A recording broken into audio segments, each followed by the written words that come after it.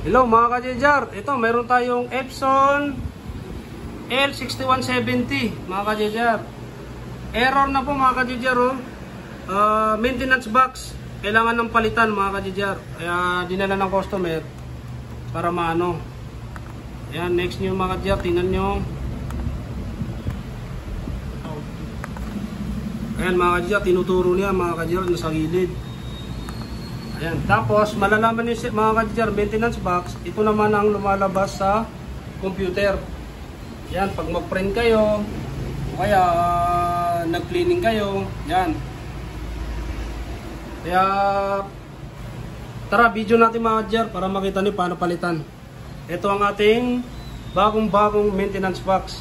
Kaya tapusin niyo po hanggang sa dulo mga ka-JJR para makita niyo po.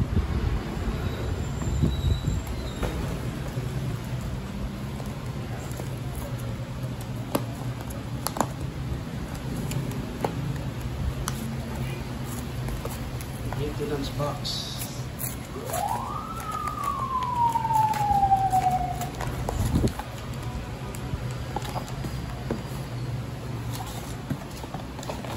Yan mga ka-JJR, bagong mga ka-JJR, nakasil.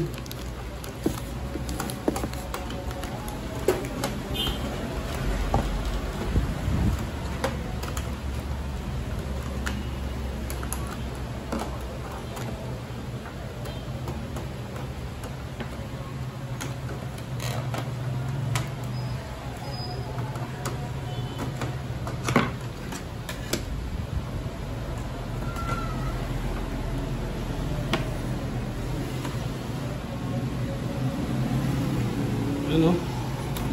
Punong-puno na mga ka-JJR. Bigat oh. Kaya yan.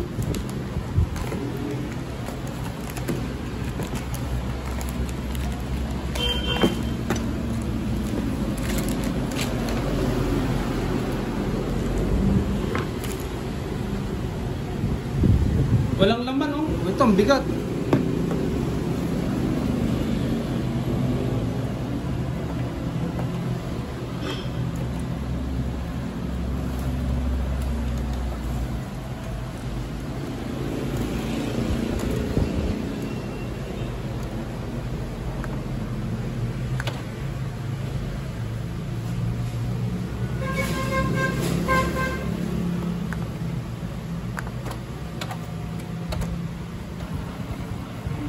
Yan, cleaning na mga ka-JJR.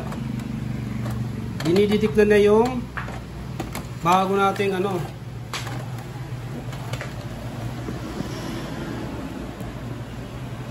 Kaya antayin lang natin matapos yan mga ka-JJR.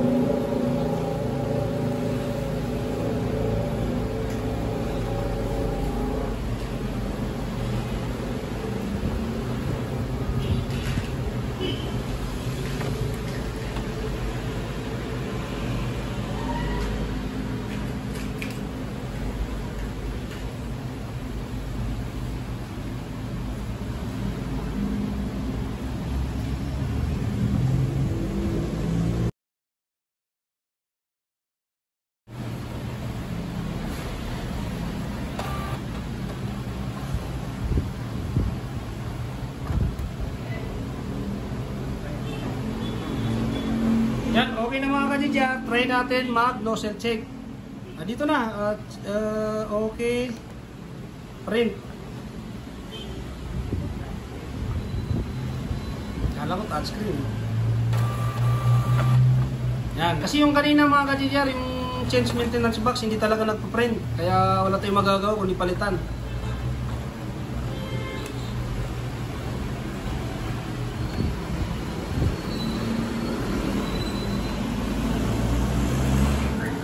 Yun.